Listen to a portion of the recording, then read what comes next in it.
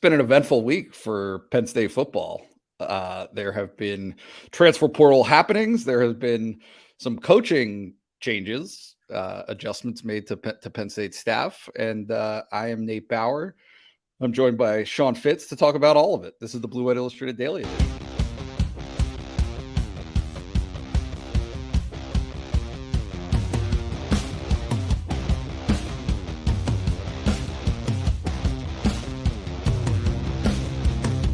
Fitz, that was good. I like that. What do you got cooking? What's in the crock pot? Nothing's in the crock pot. I don't use the crock pot like you use the crock pot. I actually cook stuff. So I got gumbo on the mind, man. That's all I can think about right now. It's gumbo season. So pretty pumped about that. Is there a season for gumbo? Is that yeah, right? It's cold out. I mean, Granted, it's a, New Orleans dish, so it's not really cold down there, but we get into it up here. Soup season, man. Soup season, transfer portal season. Nobody's here to listen to us talk about gumbo. The portal season closes, soup season gets into high gear. I mean, it's what we're here for. So yeah, absolutely. It's it borders and runs concurrent to nap season, which is also very much in the works for Team BWI. Fitz, Penn State got two receivers since we last spoke. Things have been happening in the receivers room at Penn State. Let's just recap the news, if you will. Penn State closing out the transfer portal season, I guess you could call it, strongly. If you had a chance to watch, me and T. Frank recapped yesterday, Malik McClain enrolling at Penn State for the spring semester, which is very big. We talked about that a little bit. But 2 portal commitments at wide receiver at the biggest area of need for Penn State in a matter of days after Taylor Stubblefield was let go, which, I mean, coincidence or not, that's something right there. But Penn State added McClain to the mix for spring practice this week.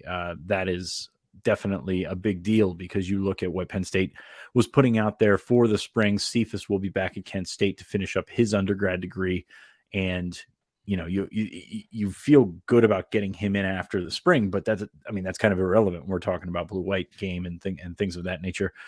So you get McClain a chance to come in and get some reps with these quarterbacks and do the thing alongside Trey Wallace, Keandre Lambert-Smith, those young guys, Caden Saunders, Omari Evans, Liam Clifford, the names that but he'll have a chance to upset some things. He played as a true freshman, started 9 games as a true freshman. Things looked great for Malik McClain at Florida State. And then this year he was kind of phased out. He playing behind some talented receivers, and he didn't get quite the run that he wanted to get. So he hit the transfer portal, and Penn State was willing to take him with open arms. This is a guy that's nearly 6'4", not the thickest guy in the world, but he can move. I mean, he can move around like a guy that's one of those 6'1" receivers that you can put inside or out. I think he's an outside guy for Penn State. I think Dante Cephas is an outside guy for Penn State, which gives you flexibility with the other guys, especially Keandre Lambert-Smith, which I think is huge. You get these guys in there, you work them with Drew Aller, you work them with Bo Prabula, and all of a sudden you got some things cooking there, regardless of who the wide receivers coach is. As we record, T. Frank is off on Thursday, so we're recording this on a Wednesday afternoon. As we record it now, still no wide receiver coach for Penn State. Not much news on that front. If you are not familiar with a James Franklin assistant coaching search, the search committee consists of one, and it does not leak too many things to the general public. So we're still chasing that one. It is loads of fun to cover these under James because I tell you what, man, there's not too many leaks that come out, and he credit to him. He does a heck of a job. We'll see the smoke signals, right, from the Papal Conservatory, right, when the decision has been made. That's exactly right. I think that's a reactor beside the Lash building, but yes, we'll see something of that nature. Not quite the Vatican. I'm gonna put you in a horrible spot, but this is fun, and let's do it anyway. NC State kid that committed to Penn State and then dropped that commitment versus McClain. What do you make of the exchange there? Can you just kind of how you see this? Did Penn State win this exchange? Where do you see it? You put me in a terrible spot, but actually, T. Frank and I talked about this yesterday. Devin Carter would probably given you more immediately. Now we'll wait to see what Malik McClain brings. I mean, maybe this is a guy that can step in and start right away. I think he's probably a second teamer right now, but he's got eligibility remaining, so it gives you an opportunity to see his progression and to get him to his eventual ceiling. Carter was a guy that was going to come in, and you were getting what you got with Devin Carter. I think he's a tremendously talented player. Penn State will see him when they open the season against West Virginia. But I think what you would have gotten from Devin Carter in 2023 was greater than McClain, but McClain, I think, can be the better college receiver. I think it's just going to take a little bit more time. So you look at those two, and it's kind of a give and take situation, but you do have Cephas, and that's the thing to remember. I think Cephas is going to be your guy that comes in and is a starter right away, and he's able to do that. But like I said, I'm excited to see what McClain can bring to the table, where he's at physically compared to some of the receivers that have already been on campus, and how quickly he can catch up and learn this system, get on the same page with the quarterbacks. As I've mentioned, I think I've said that 4 or 5 times. I don't think I can understate how important that part of it is to sort of immerse yourself in the culture, immerse yourself in what Penn State's trying to do on offense, and then get on the same page with both of those quarterbacks. So I'm excited to see his progress, and like I said, he's got time to make it work. T. Frank and I were comparing it to Johnny Dixon, where the expectations for Malik McClain aren't to come in and start right away, aren't to come in and catch 8 touchdowns or something like that, like you're hoping maybe Cephas can do as a more experienced player. They're hoping to bring him in. He was a member of the class of 2020, I believe. I'm spacing on that, or the class of 2021, excuse me. So it gives you time to get out. And we said that coming into the portal season is watch that class of 2021, the group that didn't get a chance to get out and visit and do all the things that everybody else did. Those guys you could find a guy that was maybe looking for a change of scenery, and they found that in Malik McClain. Yeah, I mean, I don't want to belabor the point, but is in some senses that a miss, I guess, for Penn State, just given the immediacy of its needs at receiver, or do you see the room as that's okay? I mean, you take what you can get at this point and try to fill the needs as best as you can. I think it's okay because you got one of your top guys in Cephas, and I think taking a second tier guy. Now, if we're having this conversation between, we said it last week, Tyrone Broden and Devin Carter, I felt much better about Carter than I did about Broden. I kind of feel the same or better about McClain, given what he has to offer on the back end. So I think that it's a heck of a rebound for Penn State in terms of, trying to fill out what they're looking for.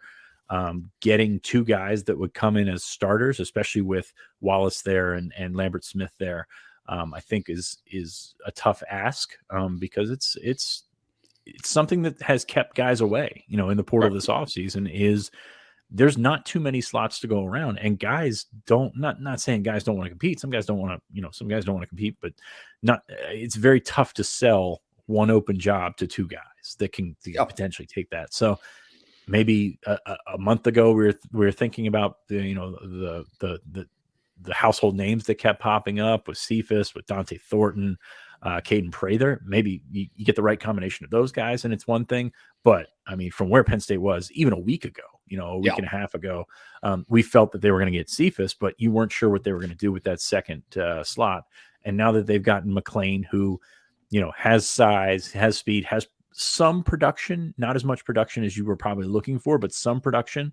I kind of put him in that same boat with Romello Brinson, who they brought in, but he does have more production than Brinson from Miami, who just committed to SMU. So, I mean, as for, you don't want to call him a fallback option because he just went in the portal last week, but compared to what we had expected the entire time, this is a really good place to land for Penn State. Now, I think they're going to still look for guys just because, as we mentioned, Cephas won't be here until after the spring, and you've got the opportunity to go out and evaluate guys. Gary Bryant from USC is a guy that they're looking for, or a guy that they're looking at and hoping to get on campus this spring. You never know what's going to happen with a new receivers coach. Maybe he's got some connections with some other people. So I don't think they're done looking at wide receivers. Probably just going to end up with 2, in the long run. But I don't think they're done looking at wide receivers in the portal, or they're going to look at the positions that we had talked about before to fill some gaps on that roster. Yeah. Not the only movement in, right? There's also some movement Out. Wait, Are you right? I know. No. This was all me so far. So we're going to get into your wheelhouse because we had I have talked no about this wheelhouse. on the show yesterday. They got him in for the spring semester. Oh, That yeah. didn't happen a year ago. That didn't happen prior to the administration change. What are your thoughts on that and the big picture? This is you write about the big picture stuff and Yeah. everybody getting on the same page and everything. So I'm going to turn it back to you before Yeah. we move on to the next segment. Yeah, no, it's big for sure. I think some of it is still there. I mean, I'll say that. I don't think that this is the bureaucracy is big. The machine is big. And so there are certain things that remain when it comes to just you've got these different arms, right? Of a university. And when I say different arms, I mean like 200 of them, right? And so admissions is certainly one of them. Getting people to act with urgency I'm going to call it like the civilian world, right? So you've got normal people who do normal things with the vast majority of Penn State students, right? So you got 45,000 kids or 45,000 students ish, of which 850 are student athletes. So it's such a small fragment and segment of what they actually deal with on a day-to-day basis in terms of like how this works, right? Would this be how they would operate for other students? And the answer is no.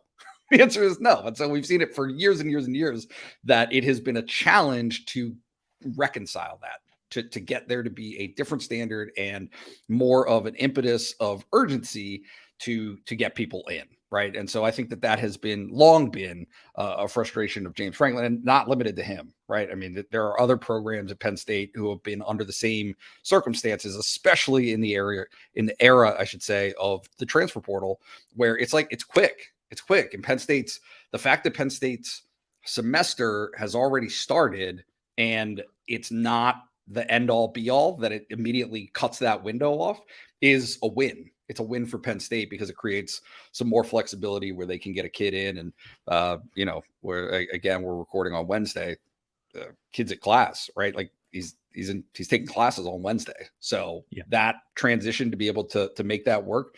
Yeah, I think it's a step in the right direction for Penn State, and something that Pat Kraft and Neely Bendapudi, those people will all have to continue to take steps, right, in terms of getting those other branches of the campus, colleges, majors, like all of that stuff.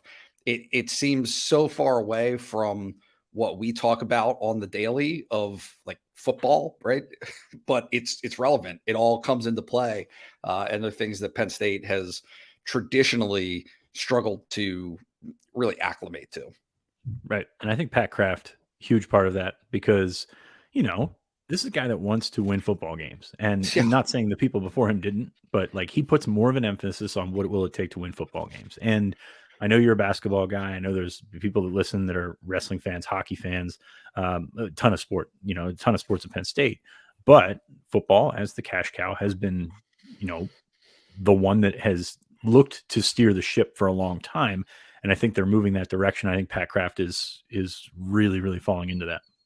Yeah, and I think the important addendum to that is football can steer the ship, and it will still help those other sports. Like it will, like if progress is made in those departments for football, it will trickle down. Like it will end up being of benefit to things like men's basketball, who look, they have to go through the same things. They have to find portal guys and bring players in and do it on different schedules and timelines. And there needs to be a certain level of flexibility, not like, hey, let's eliminate all standards to be able to get in anybody. It's not that. It's, look, there has to be a give and take. There has to be a little bit of wiggle room to make things work, especially when some of these guys very obviously like fit the mold of what a Penn State student athlete is otherwise.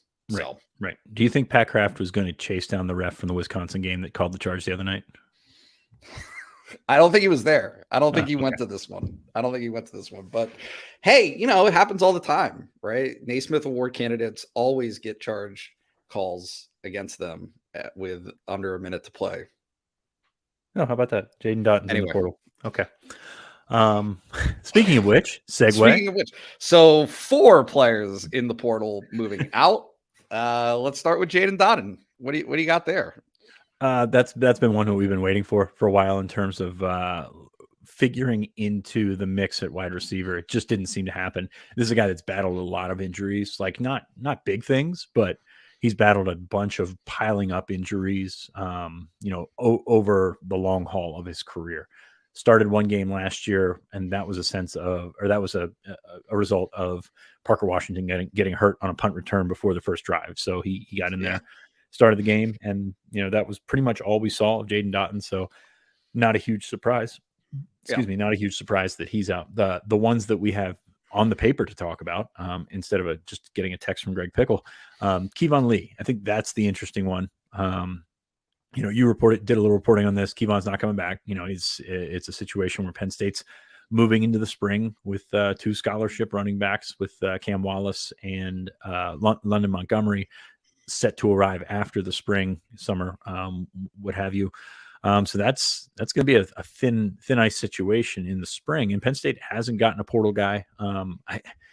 I've been saying it the entire time. Kevon was such a wild card. Like, we didn't think he would be back, but he kept leaving these clues that he might be back. So you kind of think, okay, maybe he's past that and maybe he's coming back, and it just wasn't the case. So to get some clarity on the situation, I think is a good thing for everybody, really.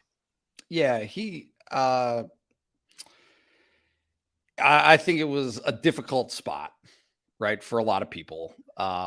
For Penn State, you're trying to manage expectations. You're trying to get players, Devin Ford included, right, who are used to one thing and have to swallow a certain amount of humble pie, right? I mean, you have goals, you have aspirations as a player, and certainly with the amount of success that he had initially as a true freshman during the 2020 season, and then to back it up and be kind of the leading carrier last season for Penn State.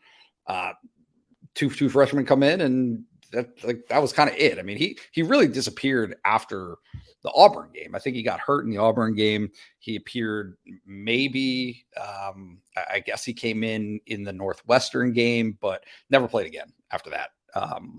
So yeah, I think it was tough for him to handle. It was something where Penn State is very, and this, James Franklin and Penn State and the standard that they're trying to set is one of selflessness, of like team first. And if you do, it's almost like the thing that basketball coaches say about shots will go in if you're playing defense the way that you need to play defense, right? If you fall into your role in the football program and maximize what you're doing within that construct, good things will happen for you. That's the message that's pounded over and over and over again, but you get it, right? Some of these guys don't want that, right? They have higher goals for themselves, and they have higher things that they want to do, and it's tough for them to kind of wrap their heads around it. And so certainly no surprise, I don't think, that Kevon Lee wasn't able to wasn't interested in maintaining that role and seeing that thing play out. Yeah, I mean, Nick Singleton and Katron Allen are studs, like true freshmen, younger guys, a little bit more dynamic in that matter. I like Lee as a back. I think he can go somewhere and have a lot of success, but it's going to be tough considering where the room is at this point. So I agree with you that the opportunity is brighter for him elsewhere. You look at that running back room, and of course, Devin Ford left mid-season, Keziah Holmes left preseason, and now you're left with 2 scholarship running backs waiting for 2 freshmen to arrive. And it goes back to what we said about the portal. It's not an easy sell either. I mean, you got to find a guy that's content with being in that role, and that is very tough, especially at that position where guys have been the number one their entire life. That's really tough to overcome. So it's on the coaching staff to figure out what they have to do. What if they can find a guy that's can slot in there and play a couple different positions. I don't know how they're going to handle it, to be honest with you. I mean, it's gonna be this every other year. That's just the reality. Is every other year, right? They're gonna try to bring in 2 at a time for the most part, I think, and Right. you're gonna have situations where it's a lot like the quarterback position. It just there's one ball, and Penn State is committed. Like that's the interesting caveat to me is Penn State is committed to playing at minimum 2 running backs and really 3. Like they will find a role for that third running back, whether it's kickoff returns or in the passing game, what have you. But that third running back, like they want to take miles off of these guys' legs. And so like that is an important part of what Penn State's perspective is, but you can also understand the other side of being dissatisfied with that, wanting to be the feature back and going from there. Yeah, and you look at the 2 guys that they're bringing in. Cam Wallace, can he play right away? I mean, he's skinny. He's 170 pounds, I think. And then London Montgomery coming off an ACL. So that's going to be tough for one of those guys to break in, especially when, the gap is so big. And I don't think we're talking about those guys eating into any snaps for the guys in front of them. It's, God forbid, an injury or something like that. And that's a position that goes through a lot of wear and tear. So you got to keep yourself covered for that if you're Penn State. Probably something to look at in the spring portal. If you can find a guy that can, be reliable and be willing to play a role, that's a good thing. Almost has to be a guy that you've had a relationship with. And Jaywan Sider recruits a ton of running backs and a bunch of running backs that you never hear of because he's developing relationships with all those guys, especially down in Florida. So we will see what happens with Kevon Lee out. As you mentioned, he's not coming back. Marquise Wilson not coming back. This is something we talked about leading up to the Rose Bowl on the site of BWI. He's going to graduate at the end of spring, which is awesome. Again, that room is significantly different than when he came in. He came in and it was talented.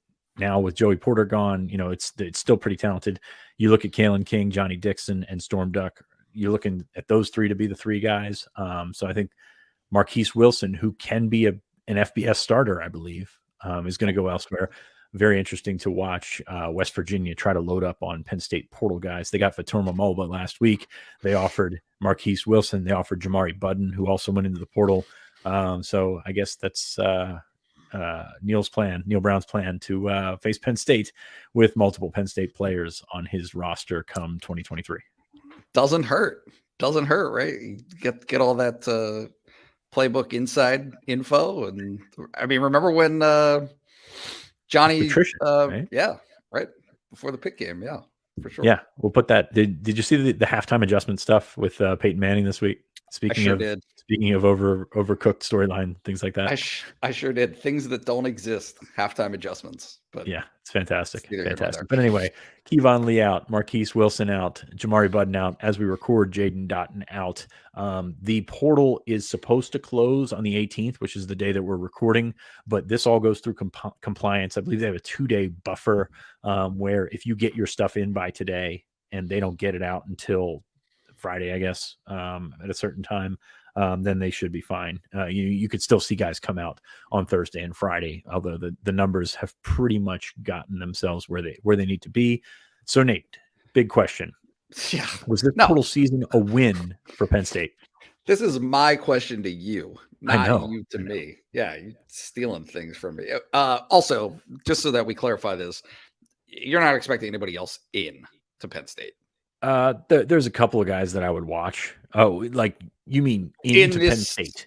Like into Penn State? I was talking about potentially entering the portal still. Right. No, I think they're pretty well set. I mean, it was towing the line and going beyond the line to get McClain in. So anything after that would be very, very surprising. So no, you could still see a guy for Penn State go in, and Dotton was one of those guys that we were watching. So not a big surprise there, but it's kind of where we're at the end of this cycle. And, there's guys that want to still get their degree. Like I said, Marquise Wilson's going to get his degree in the spring. He'll be able to grad transfer. And, not that really matters all that much anymore. But it's kind of the scenario that you see yourself for these guys that are entering after the semester starts. Right. So with that in mind, Fitz, do you think this was a win for Penn State in the transfer portal this season? I like how you just bumped that one back down. Yeah, that was very nice. I think it was a great rebound in terms of being a win, you were setting out for what? 2 receivers, a defensive tackle, a corner, an offensive tackle, a running back. Offensive tackle and running back, because of the restrictions on how you can sell that to a player with with no starting jobs open, very tough to come by. So I'm just kind of wiping those things off. They got their corner. Defensive tackle is one that I think that they're going to continue to scrape at, and they just haven't had a lot of luck. There was not much out there. The guys that they did go after went elsewhere. I think they only got Davon Sears in for an official visit. He ended up at Oklahoma. A couple of other guys, Branson Dean went to Miami. Bothroyd went to where'd he end up? He ended up elsewhere. But the guys that they were going, sorry, it's been a long portal season, man.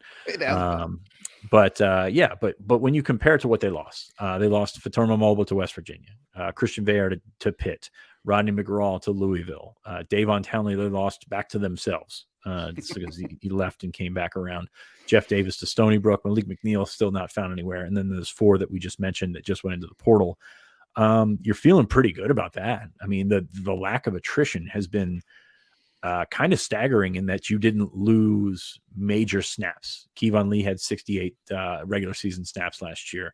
Veillard 22, Mulba 31. Rodney McGraw, I thought he played, but I didn't find any snap counts. And Budden played 52 snaps during the regular season. I mean, that, if you compare it to what other programs have lost across the country, minuscule compared to all that stuff. So that's a win in keeping that together. I wrote about the culture a couple of weeks ago. I still, Penn State feels pretty good about where they stand. And then they gained Dante Cephas, Malik McClain, Storm Duck, which are 3 guys that, if not starters, can push for starting jobs. Riley Thompson can be a starter, the punter. And then Alex Felkins can also push for that job as a place kicker. So brought in 5 guys. Probably a little lighter than you'd like to be, given the situation at defensive tackle. You like to find a guy that could come in and help you stop the run. But I think it's a pretty good finish. I'll say that. I don't know if it was a resounding win overall, but a pretty good, November type win for Penn State. Yeah, I thought they would be. And it's hard to wrap your head around exactly what's out there, but I thought maybe the receiver position would be all out. And I mean, I guess it was, like, to a certain extent. It wasn't. They went all out. I'll say that. Yeah. Just didn't necessarily land the highest end of what they were looking for. Is that fair? Is that not fair? Cephas was in the top tier, and then you could argue McClain was in a little bit lower. Given the combinations that they could have brought in, like that they got close to bringing in, pretty ideal what they ended up with. But I will say, you're looking at 4 top tier guys. You get one of them, which is great, but that means 3 have gone elsewhere. And for the longest time, we played this cycle of Penn State wants this guy not really feeling it, going down south, checking out other schools. NIL keeps popping up and things like that. So, like, the way that it played out was, I don't want to say excruciating. I didn't enjoy it particularly all that much. But the way that they rebounded at the end, just in one fell swoop, just getting 2 guys in a couple of days is pretty impressive, considering what the way that they were able to get it done. So I'll go with that. Great rebound. I'll be honest with you. I haven't talked. I talked a little bit to McClain the other day, and he was not interested in talking, but Cephas was not interested in talking. I'm very curious what the sell job was at the end for Cephas to get across the line without a receiver coach, and then McClain as well. Definitely getting across the line without a receivers coach. That's basically, to me, and this is how we've seen it in the past, that's James Franklin going to them and saying, "You just got to trust me on this one." Like, he's not going to tell them who it is. Just trust me on this one. And that's a good sell for him. Yeah. I do want to mention, only because I wrote about it the other day and I think that it's relevant and important, that Felkins pickup could end up being, like, very significant, I think, for this team. I was able to catch your interview with him. Just seems like a guy who fits that Barney Amore mold a little bit, right? A guy who's been productive previously and has an opportunity to compete this year and win a job, and very much intends to do so. What's so funny? No, he's got the Barney Amore personality. I mean, he's the Ivy League nerd personality. Yeah, and it's great. And I love talking to Alex Falcons. He was great. And I love talking to Barney Amore when he was in as a recruit. So, or as a transfer. So, maybe that's a good parallel, and hopefully he can do it. I mean, it's all about consistency with him, and it's all about consistency with Sahadak and Riley Thompson, and those are battles to be won in the spring. And I don't know which way they're going to go, to be honest with you, because those two kids, phenomenally talented, just not there from a consistent standpoint. It is wild to me, and this is somebody outside looking in, very obviously, but the number of times that James Franklin talks about kick direction and being to kick the ball through the end zone, like just kickoffs. It seems so simple and so matter of fact, but it's a repeated point of emphasis. I mean, I really think that the program under his direction, like, it's not just an emphasis. It is huge to them in terms of, not that this is a surprise, but like that starting field position thing, right? Is they see the analytics, they see the data that reflects, hey, starting field position is such a huge indicator of teams that win and lose football games. And so when it's not there, when that piece of consistency isn't there on kickoffs, like we're not going to know it. Like from the press box, maybe you do. I don't know. I don't. I don't know it when they've kicked it to the wrong place, but when they kick it to the wrong place, regardless of necessarily how much the return is, it's still this like major point of emphasis for Penn State and getting it right. And certainly they're going to try to address that this offseason. Your best coverage team is the coverage team that doesn't have to make a tackle. Like that's flat out, like, and that's not just kickoff, that's punt. Like it's directional kicking and things of that nature. So, it all starts right there. And if they can get that done, if you like starting at the 25 is, it'd be great to go down and make a tackle at the 16 every time instead of starting at the 25. But starting at the 25 gives your defense a familiar setup spot. It gives you it gives you a sort of you can fall in as a coach to the same down and distance, the same kind of thing. Whereas if you're tackling him at the 16 one time and you tackle him at the 35 the next, that changes the way that you have to start your defense for that drive. So, while it's not ideal, and it used to be the 20, and the 20 was great, and everybody loves those tackles where Don DeLuca, fires down there and gets him at the 16, the consistency of starting at the 25, you ask any football coach, they would love to consistently start at the same spot or have their defense start at the same spot. Yeah, no doubt. This is a brief aside, but I will never forget Ohio State and Urban Meyer at Beaver Stadium kicking to the 1 yard line. This was before the fair catch rule change, but kicking to the 1 yard line on these high kickoffs, very intentionally just neutering Penn State's offense because they kept them inside the 20 yard line basically for the whole game. But that's neither here nor there. Newcomers on campus. Last topic, Fitz. Obviously the early enrollees, most of those guys are here. Now they are all here. What are some of the early impressions? I know you did a little bit of digging on that. Yep. Feeling pretty good about the corner room, even without Joey Porter, because of what's coming in there. Storm Duck, impressive in his initial testing. Not the fastest guy in a straight line in the world, but I think he can fit into that room athletically. And, it's a situation where you've got, Storm Duck, Kalen King, Johnny Dixon as your three starters. Penn State loves to play with three starters, and that's taking Daquan Hardy out of the equation, who's a nickel, which is kind of a different position for them. So you've got three starters to work with there. And then beyond that, you feel pretty good about Cam Miller. And then all of a sudden, Elliot Washington shows up on campus. This kid is something, man. Athletically, just the build. He's one of those guys. And we say this kind of tongue in cheek because it's funny when we do, but some of those Florida guys are just built different. Like, and I think Elliot Washington is one of those guys, and a forgotten member of this class because of how he was committed to Bama, but it was pretty apparent he was not going to end up at Bama. It looked like he was going to end up at either Michigan State or Penn State. ended up at Penn State. Big Terry Smith fan in terms of his production. The way that he is able to, get guys to get the most out of their ability, and just never really heard from him again. Didn't come up for visits, didn't go anywhere else for visits. And Penn State was like all over the place, with some of the guys that Penn State was tracking were all over the place. Remember Hussey and Mack and all that stuff. And we lumped Elliott Washington in there because he's a Florida guy, but there was very limited to no drama with Elliott Washington. He was ready to get here. And I think he's one of those guys that's ready to get in and just get down to business, and like business trip mentality type guy. And he's got athleticism to back that up. He went sub 4.5, and he's a guy that looks like from a body standpoint can play right away.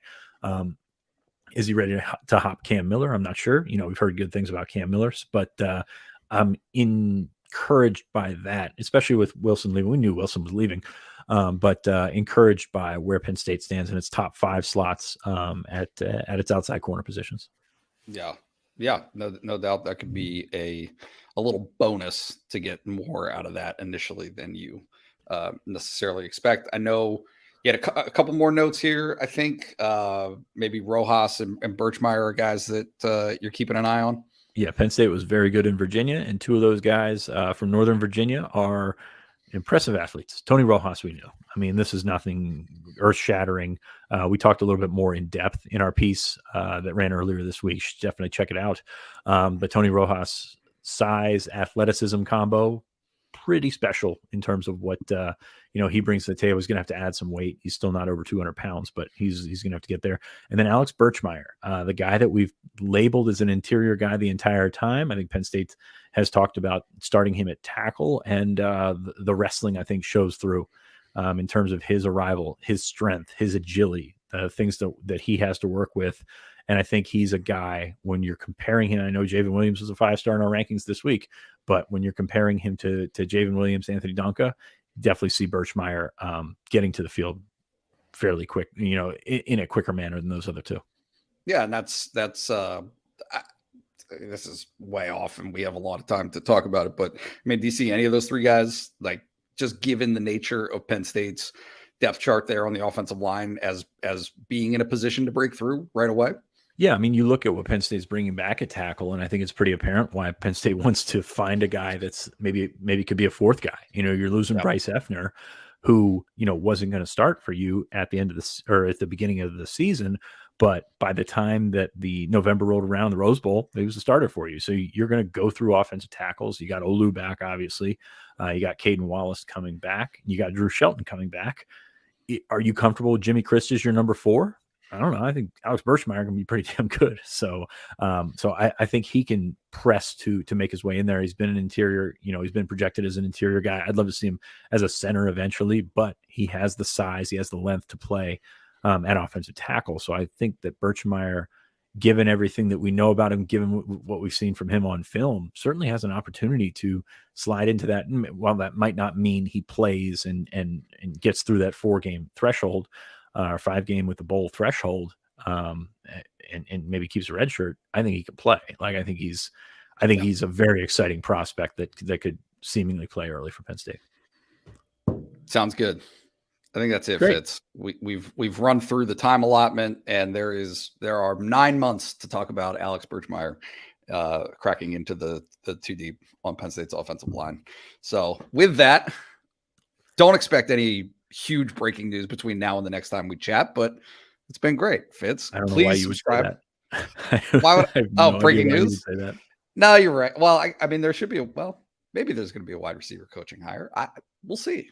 It's certainly a point of major interest. Everyone wants to know. Please, if you're watching this on YouTube, hit like, subscribe, do all the stuff that you can, set alerts. If you can leave a comment, please leave a comment. We would love to interact with you. If you're listening to this on Apple Podcasts, always please leave a review. Anything that you could do in terms of your interaction there helps us, and it is greatly appreciated. And then very obviously, if you have not checked us out at On3, we are Blue White Illustrated at the On3 Network. Check us out. It is $30 between now and the end of August for all of our insights, inside information, everything that Fitz and Ryan Snyder bring to the table, and Greg Pickle and myself, and T. Frank, who is behind the boards, knocking it out of the park as always. So please check us out if you haven't already, and we will catch you guys next week.